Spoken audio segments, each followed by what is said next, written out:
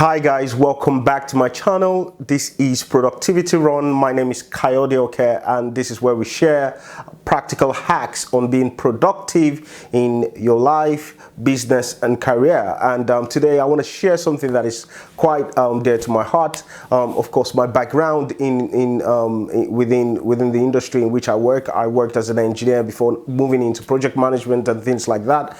And I wanted to share some thoughts on career progression and promotion within the workplace and the rest of it. So if you are looking to progress within your career, make more money, move from where you are to where you think you should be or where you aspire to be, then this is the video for you, and you should stay tuned and go nowhere. So I'd like to start by addressing some myths that I believe could hinder our progression within the industry in which we work or within the organizations in which we work for. So let's jump straight right into it. So the first myth I would like to address today is the myth that the organization I work for or my employer is responsible for my career progression. There is nothing farther from the truth than to think that your employer is responsible for your career growth. Now, the truth is that, of course, many organizations have within their system continuous development plans for their employees, systems within the HR setup that allows for employees to grow. Some organizations have it, some organizations do not have it. But regardless of if you work for an organization that has it or not, the reality is they are not responsible for your career growth. Think about it this way. The reason why you work for the business is because you bring a particular value onto the table, and that's why they pay you what they pay you. Now, for you to move on to the next level, for them, it is what is more important is business continuity. And of course, they might want to help you grow, but that is not their major focus.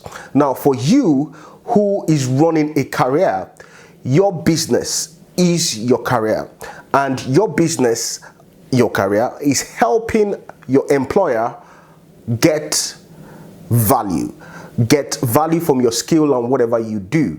Now, the reality is, for you to move from the position where you are, you have to start thinking and taking responsibility for your career and not just leaving it at the doorstep of your employers. Now, that means you don't just only take advantage of whatever your employer provides within the business, but also you then look outside and look inward as well and see how you can develop yourself by your own self. So don't just sit there and waiting for this approval of a course for about 1 or 2 years where your boss needs to sign and say, okay, you go for this course. If you can afford the course yourself, go for it, because the reality is it is your career time that is being wasted. So if that training is important to you and you can afford it, go for it. Don't wait for months and months to get an approval to move forward. In order for you to move forward, you must realize that your career is not solely in the hands of your employer. It's in your hands. You can start making decisions about your career now. The second myth I would like to address is the notion that hard work automatically translates to career progression or promotion. Now, and I know this is going to be hard to get on board and hard to take in, because how can you be working really hard and no one recognizes you, or no one, even when they do, they don't appreciate you by moving you on to the next grade and all of that. And even in businesses where they have those great systems, sometimes it's quite hard. People can find it quite hard to move based solely on hard work alone. Hard work really does not necessarily translate into promotion and career than just getting the work done. There is more to progressing in career than just getting the work done, and realizing that it is not just about fulfilling what is on your job description, because the reason why you're being paid what you're being paid, and the reason why you were hired is in the role in which you find yourself, is to fulfill that job description. So contractually, you should work hard to get that job description done. Now, by getting it done does not mean you now qualify to move on to the next level.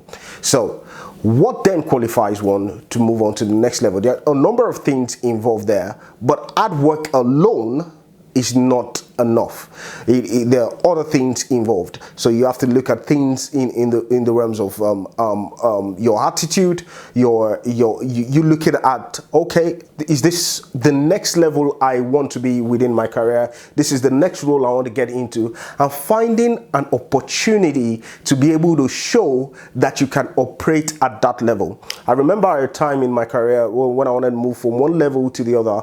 I basically wrote down the job description of the next level and started looking for opportunities to show that I can, because when I begin to deliver beyond my job description, then it begins to give me visibility. Remember, you want to show that you can operate beyond the level in which you are now. So by operating above that level, finding out what you can do differently, how you can step up from where you are and deliver at a different level, then you create that visibility that allows you to be considered for a next move.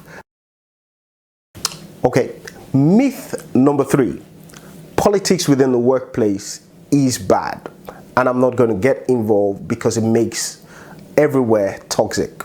Now, in as much as I understand where people get this from, and I do not advocate for any form of toxic work environment and anything like that. I don't advocate for backstabbing and the rest of it.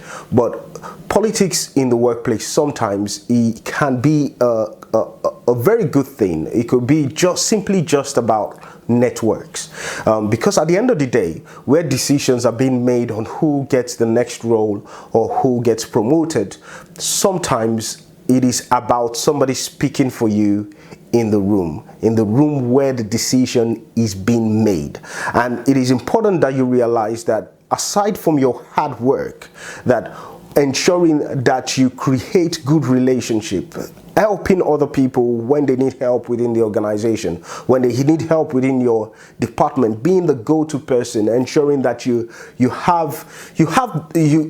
might not necessarily have the temperament that is really friendly, but ensure that you create an atmosphere around you that draws people in, that allows people to be able to ask you questions, allows people to be able to come to you when they need your help.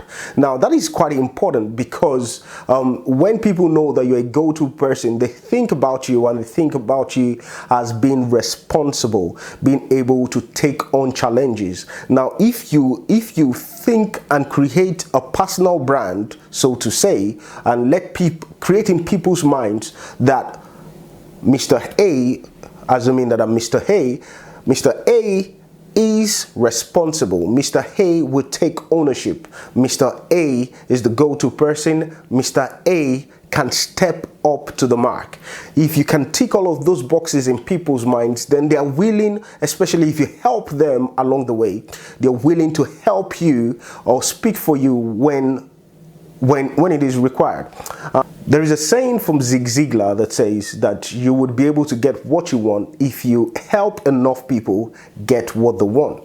Now, what that means in this context is that if you can create relationships and ensure that you add value within those relationships, even in the workplace, and not just being someone that is closed and not approachable and all of that, ensuring that you open your space up for people to be able to interact with you, then that gives you a leverage, because now you don't just get the work done, you also have the network to influence things that needs to be influenced. Now, this is quite important, because sometimes people get frustrated. They know they're good at what they do. They know that when it comes to the subject matter, they're really, really good, but they are not able to move forward because they are not creating relationships. You don't have to be an extrovert to create a relationship by nature. I am an introvert, but knowing that until I connect to other people, I might not be able to get certain things done, even at my workplace. Not to talk about creating networks that ensures that I have value and can also add value within the organizations.